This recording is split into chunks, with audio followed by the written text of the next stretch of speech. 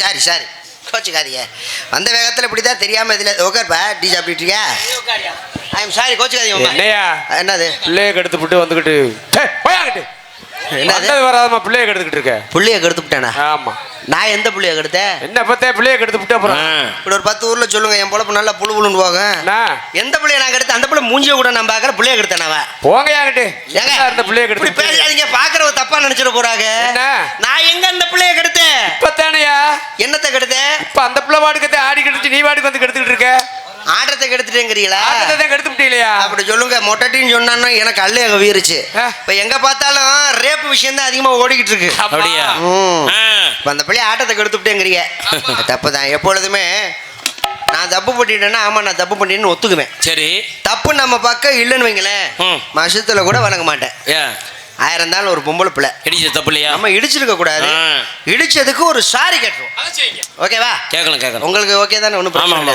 ஆமா, பொம்பளை பிள்ளைட்ட என்ன பயந்துட்டியா? பொம்பளை பிள்ளை அது.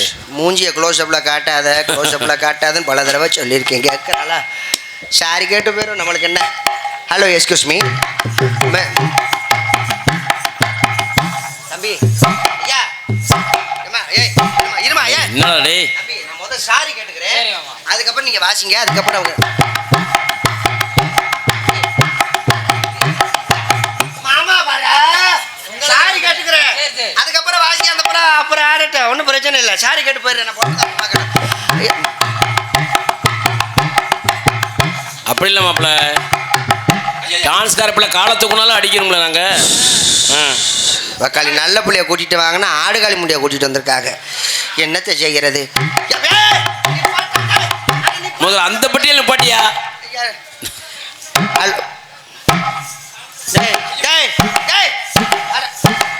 என்னடா 1 மீட்டர் போதும் கிட்டு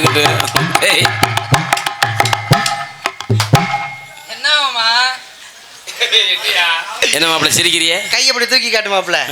ஐயா, நீங்க இந்த கையெல்லாம் எப்பேற்பட்ட பாட்டுக்கு வாசிச்ச கை. ஆனா கடைசியில் இந்த குண்டி இடத்துக்கு வாசிக்கணும் தலையில் தாயிடுச்சு. அதுல அடிக்காட்ட எஃபெக்ட் கிடைக்காது மாப்பிள்ள. நல்ல சம்பளம் வாங்கணும்ல. நில்லுமா, மைக்கத்துக்கு அடிச்சு அப்படி பட்டுன்னு நில்லுமா. முதல் இடத்துல மனசுக்குள்ள பெரிய எங்க ஊருக்காரங்க போட்ட மேடை என்னுடைய காலை என்னுடைய பக்கவாத்தியம் அவங்க வாசிப்பாங்க, நான் நடப்பேன். இதுல உங்களுக்கு என்ன பண்ணதுன்னு நான் தெரிஞ்சுக்கலாமா? நானும் போனா போதே ஆம்பளை பையலாச்சு, பார்க்க மரியாதையான பையலா இருக்கா, நல்ல குடும்பத்து பையனா இருக்கான்னு மரியாதை கொடுத்து பேசினா உங்க இஷ்டத்துக்கு நீங்க பேசுவீங்களா? நீங்க நானா இருக்க கட்டி சரியா போச்சு. இதே வேற பிள்ளையா இருந்தா என்ன கேட்டிருக்கோம்? நான் முட்டா போல நீ எல்லாம் சோத்து திண்டியா, சோத்து பிச்சை திண்டியாடா அப்படின்னு கேட்டிருக்காதா? ஆனா நான் கேட்க மாட்டேன். ஏன் என்ன ஆண்களுக்கு மரியாதை கொடுக்கக்கூடிய பெண் யார் அப்படின்னா அது பவதாரணி ஒரு பிள்ளை தானே. வாங்க நீ பேசுனீங்க, பேசி பாரு.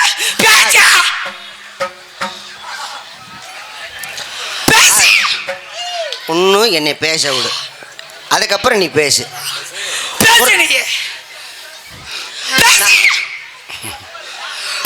பேசி பாருன்னு தைரியமான ஆம்பளை நீ பேசு. பேசு நீ பேசு. பாரு வேணாம், பொம்பளை பிள்ளை பார்த்துக்கிட்டு இருக்கேன். பொறுமையாருமா இன்னும் என்னை பேச விட, அதுக்கப்புறம் பேச வேணாம்னு சொன்னா பேச. நான் உன்னை பேச நல்லா இருப்பேன். கையெடுத்து கும்புறேன். வாங்குற சம்பளத்தில் பாதி சம்பளத்தை கூட உன்ட்ட கொடுத்துட்றேன். இந்த மைக்கில் லேசாக எடுத்து மட்டும் வச்சு விடு. கரண்டில் அடிப்பட்ட நாய் மாதிரி இழுத்துக்கிட்டு கிடக்கட்டுங்கிறேன். முகரையும் மூஞ்சி பாரு. என்ன பேசுறாங்க? நல்லா பேசு. இழுத்துக்கிட்டு அடிச்சோன்னா முகரை தெரிச்சுவோம். பார்த்துக்க அக்காளி புள்ளைய கொண்டு வந்தாங்கன்னா புளி முட்டையை கொண்டு வந்திருக்காங்க. ஆளு மூஞ்சி ஒன்று என்ன அடிக்கிற பண்ணிக்க ஓட்ட பண்ணல நண்டை விட்ட மாதிரி தாய்மார்கள் யாராவது மாசமா இருக்கிற தாய்மார்கள் உட்கார்ந்து இருந்தீங்கன்னா கூட்டத்துக்குள்ள புள்ள மூஞ்சில முள்ளிங்க புள்ள நல்ல புழுன்னு வரக்கும். இஞ்சி தின்ன குரங்காட்ட மாதிரி முகரை என்னை மாதிரி அழகா பறக்கும்னு சொல்றாரு. அந்த பழைய செருப்புடுங்கிறேன் நானும். சரி போனா போது, பொம்பளை பிள்ளை ஆச்சே ரொம்ப மரியாதையா பேசுவோம். ஒரு பொம்பளை பிள்ளை நம்ம இடிச்சு விட்டோமே, இடிச்சதுக்கு ஒரு சாரி. மிகப்பெரிய தப்பு, மிகப்பெரிய குற்றம், தப்பு. அதை தாண்டி சொல்ற லூசு முண்டை. சாரி தானே சொல்லணுங்கிறேன். தப்பு. அப்புறம் அதை விட்டு ஓ மயிர் பாரு வேணா படுக்க வச்சு வாய குளிச்சு அப்படியே மாத்துக்க. தப்பு. அடியே உனக்கு என்ன லூசு ஊசி பிடிச்சி போச்சா? நான் தான் சொல்றேன்ல, தப்புன்னு தானே சொல்றேன். தப்பு. 1000 இந்த பாரு என்னை பாரு விஜயகுமார், இப்ப முழு சம்பளத்தையும் கொடுக்குறேன். நீ இல்லை எடுத்து வைப்பியா வைக்க மாட்டியா? பரவாயில்ல உலகேசி ஆனாலும் பரவாயில்ல நான் பாத்துக்கிறேன். அப்படி இல்ல எடுத்து வச்சா அந்த பிள்ளை உடனே பிடிச்சி தொங்கிரும். என்ன மனுஷத்துக்கு என்ன பிடிச்சிட்டு தொங்குது? அப்படியே தொங்குச்சுன்னா லவக்குன்னு பெட்டி மேல விழுந்துருவேன். பொம்பளை பிள்ளை முதல்ல வாயடக்கமா பேசு. மாதிரி பேசணும். ஓட்ட பண்ணல வாயடக்கமா பேசணும். அதையும் மீறி பேசக்கூடாது. பொம்பளை பிள்ளை கடுப்பு வேணாம். பெண்கள் அதிகமா உட்காந்துருக்காங்கன்னு பாக்குறேன். வாய கலராத சொல்லிவிட்டேன்.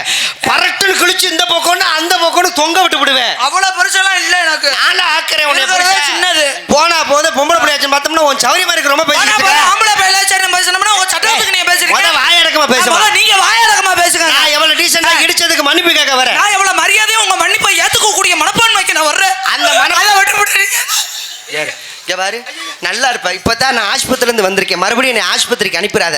இந்த கன்றாவி முகத்தை என்னால பார்க்க முடியல. அடிக்கடி ஆசையே போயிரும் போல இருக்கு. எனக்கு என்னப்பா தேவதைக்கு என்னப்பா அழகி உன் விதைய கழட்டிய முடிய மாத்துக்க. அதாவது வெள்ளித்திரைக்கு வந்து நயன்தாரா வந்து லேடி சூப்பர் ஸ்டார். நாடக துறையை எடுத்துக்கிட்டோம்னு வச்சுக்கோங்க, பவதாரணி தான் லேடி சூப்பர் ஸ்டார். கட்டுக்காத்தா ஐயோ திருப்பி ஆஸ்பத்திரிக்கு அனுப்பிடுவாங்க. ஐயோ நெஞ்சு வலிக்குது மாமா. எனக்கு நெஞ்சு வலிக்குது மாமா. ஏய் அர்ஜுனா என்னன்னு கேளுமா? நல்ல மனுஷன். நெஞ்சு வலிக்குதுன்னு சொல்றேன். பக்கத்துல வந்து என்னால முடியல. அந்த பிள்ளை நயன்தாரா சொல்லி எனக்கு நெஞ்சு வலி வந்துருச்சு. 108க்கு ஃபோன் பண்ணு. ஆம்புலன்ஸை வர சொல்லு. 108க்கு நம்பர் சொல்லுங்க. நம்பர் சொல்றேன். நம்பரை போடு. 1 0 8 ஃபோன் பண்ணு. என்ன 3 நம்பர் தான் இருக்கு. மீத நம்பர் 7 நம்பரு 10 நம்பர்லப்பா வரும். எனக்கு நெஞ்சு வலிக்க போயிட்டு வா. அக்கால 108க்கு 10 நம்பர் கேட்ட முதல் லூசு முண்டை நீயாத்தான் இருப்ப. ஒரு போன் பண்ண எத்தனை நம்பர் தான் வேணும்? 10 நம்பர். 108க்கு 10 நம்பரா வர சார் முகரில முள்ள விட்டுக்கிட்டாங்க. அப்புறம் 108க்கு நீ நம்பர் சொல்லு பாப்போம். இருங்க. 108க்கு நம்பர் சொல்லு. 1 0 8 3 நம்பர் தானே வருது. என்ன 7 நம்பர் இருக்கா? அடியே குறுக்கு முண்டை. 108க்கு 3 நம்பர் தாண்டி வரும் லூசு முண்டை. ஐயோ வசுவா நான் மாட்டிக்கிட்டேன். மலைச்சாமி எங்கய்யா? நல்ல பிள்ளைய கூட்டிட்டு வாங்க. நான் குறுக்கு கழுதை கூட்டிட்டு வந்திருக்காங்க. நான் நல்ல பிள்ளை. என்ன பலபலன் பேசுன வாய்ப்புக்கு கேடு. வருஷம் ஒரு பிள்ளை பார்த்தா உடம்புக்கு கேடு. பொம்பளை பிள்ளைங்க என்னமா பண்ற? நான் என்ன பண்ண உங்களுக்கு என்ன பண்ற? என்னமா பண்ணுவேன்? என்ன வேணாலும் பண்ணு. வியாபாரம் பண்ணுவேன். மைசூர்கார கூட பண்ணு. நான் வேணாம்னு சொல்லல. அது எனக்கு அண்ணன் வேணும். களி சிரிச்சுக்குவே உடனே உனக்கு ஒரு சந்தோஷம் வந்துருமே. நானா வியாபாரம் பண்றியா? ஆமா. என்ன வியாபாரம் பண்ற? என்னப்பா? நொங்கு. உனக்கு ஊதுரண்டி சங்கு. நொங்கு வியாபாரமா பண்றீங்க? ஆமா. சரி வியாபாரம் எப்படி போகுது? அதெல்லாம் நல்லா போகுதுங்க. நொங்கு வியாபாரம் வயித்த பிடிச்சிக்கிட்டு ஒரு மாதிரியா நெளிக்கிறியே. புரியுங்க ஆச்சியார நொங்கு வியாபாரம் மழக்கடு மழை அம்மா.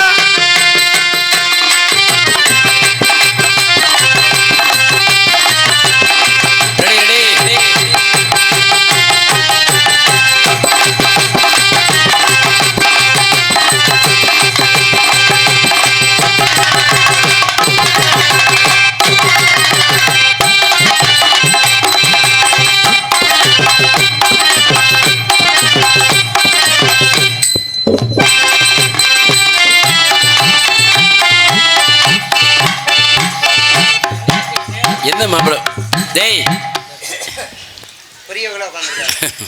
யாரு இங்க பாரு. வயசுல மூத்தவங்க உட்காந்துருக்காங்க.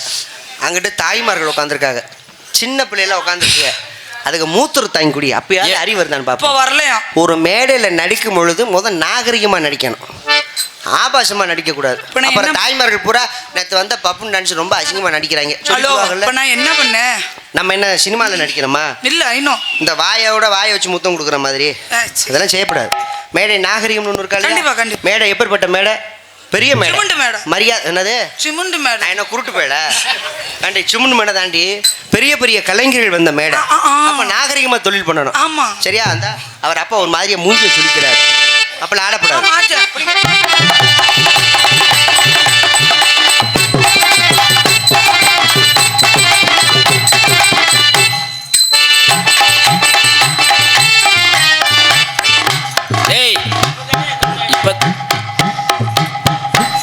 அந்த பிள்ளைக்கு வாய் மட்டும் ஒரு மாதிரியா இருக்கு.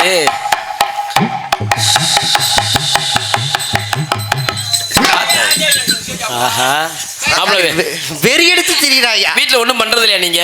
ஐயா முதல்ல காளை மாடு இருக்கும், பசுமாடு இருக்கும். சரி. பசுமாடு நிக்குதுன்னு சொல்லி காளை மாடு போய் எனக்கு ஏறும். ஒரு 2025 அதுக்கு என்ன செய்யறது? காளை மாடு நம்ம செவன நின்னாலும் பசுமாடு ஏறிக்கிட்டு திரியுது. வேற அப்பா காலையில கோயில்ல அவதாரம் 1 லட்ச ரூபா கட்ட சொன்னா கூட நான் கட்டுறேன். ஆனா மேடையில இந்த பிள்ளைய நான் அடிச்சே போடுவேன்ப்பா. யாரும் தப்பா நினைச்சுக்காதீங்க. மேடையில நாகரிகமா நடின்னு சொல்லிட்டு அப்புறம் என்ன மசத்துக்கு வாயை பக்கத்துல கொண்டு வர? நாகரிகம்னா என்ன? ப்ளீஸ் ஒரு நிமிஷம். என்ன ப்ளீஸ் ஒரு நிமிஷம்? Stop it. உன் தூக்கி போட்டு வெள்ளை அடிக்க உன் முகரையில.